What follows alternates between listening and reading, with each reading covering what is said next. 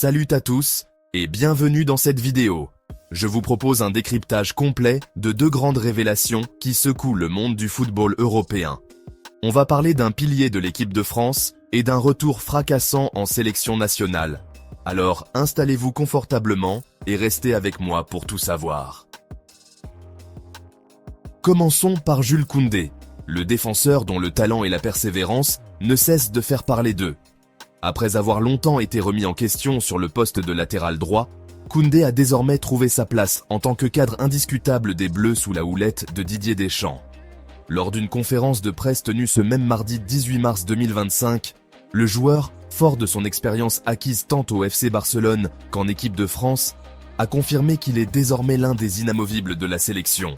Son évolution, fruit d'un travail acharné et d'une adaptation constante à des exigences tactiques élevées, est aujourd'hui un exemple pour tous les jeunes joueurs qui rêvent de réussir dans le football international.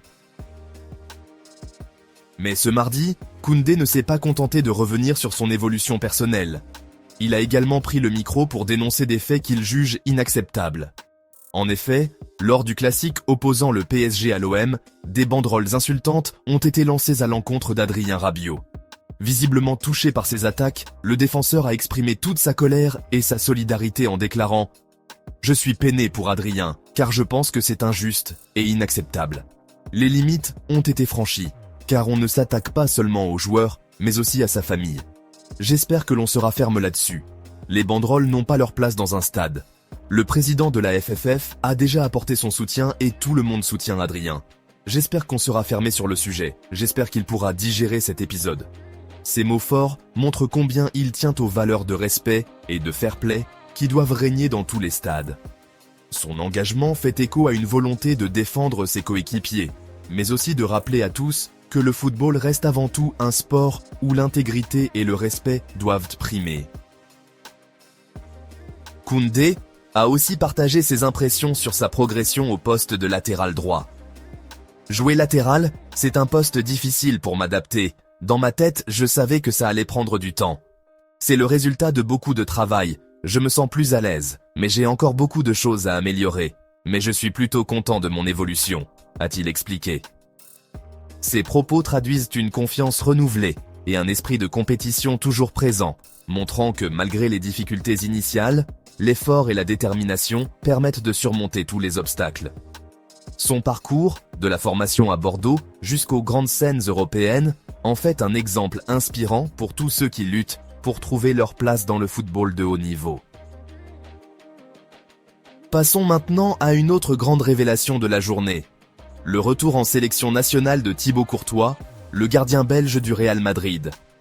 Après une longue absence amorcée en juin 2023, à la suite d'un différend avec son ancien entraîneur, Domenico Tedesco, concernant le brassard de capitaine, Courtois retrouve enfin les couleurs des Diables Rouges. Ce rappel, opéré par le nouveau sélectionneur Rudy Garcia, n'a pas manqué de susciter de vives réactions.